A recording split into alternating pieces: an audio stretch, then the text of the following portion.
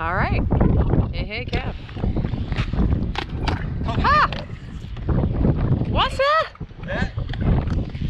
That is what we're calling a coping kick. What I mean by that is one foot's on the coping, the other foot kicks, you come back in fakie. I'll break it down a little bit so you guys can understand. Okay. It is it's a very low risk trick. Low risk meaning you're really low to the ground. If you do mess up, you're just going to kind of slide down on the ramp. It's not going to be a big deal, especially on something small like this.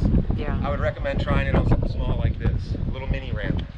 Okay, so you want to get a little speed, get to where you can reach the top of the coping, and I'll show you what I mean. I'll break it down a little bit. Okay. Okay. So you come up.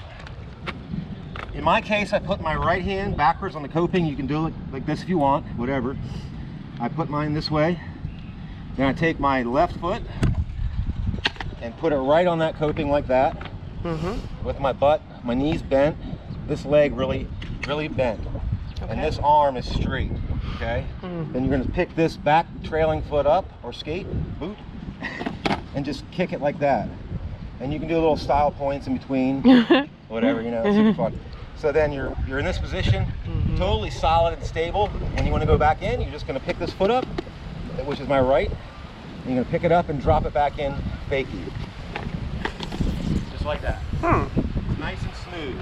Okay. Nice and low risk, nice and smooth. Because you're putting your hands on the coping, so if you do mess up, you kind of like already have a grasp, so it's not going to be a terrible crash. Yeah, You're right. real low. Yeah. So again, Okay. reaching up. In this case, it's my right hand. Step up. My left foot up on there. My leg is really bent. Through. Drop back in. All right. Now when you drop back in, I'm using my toe stop for tutorial purposes so you guys can hear me. You really want to drop in smooth. You don't want to use your toe stops. You want to drop in with your wheels only so that you're fluid and smooth when you're entering back in fakie, because that keeps your pump consistent to where you can continue pumping all the way up throughout the ramp, okay? Okay. So that's the coping kick. Let's see it again. So if it people do it the other way, like they, you know, this is just the way you do it, but they can switch which hand, which foot, however. You want me to try to switch it to the other side? I don't know. Show? Do you want to try? I can't do it that way, but I can try to. Okay. Why not? You know the steps. All right.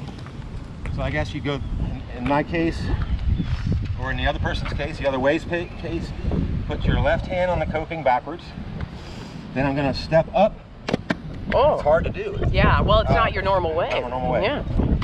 Right foot on the coping. I'm going to pick up my trailing foot and kick it through. It is harder. Yeah. It's harder the other way. Well, you're not used to that way. And then come back in feet. All right. Okay. And let's see it again your natural way with All right, a little more momentum, just to get a overview of how this trick works. The coping kick, everyone. All right, stylish. Stylish and low risk, yeah. Stylish. Yeah, it's so fun. It's super fun. So again, hopefully these low risk tricks are helpful to you guys. I know skate park skating is terrifying, but these are some low risk tricks that are really fun to add.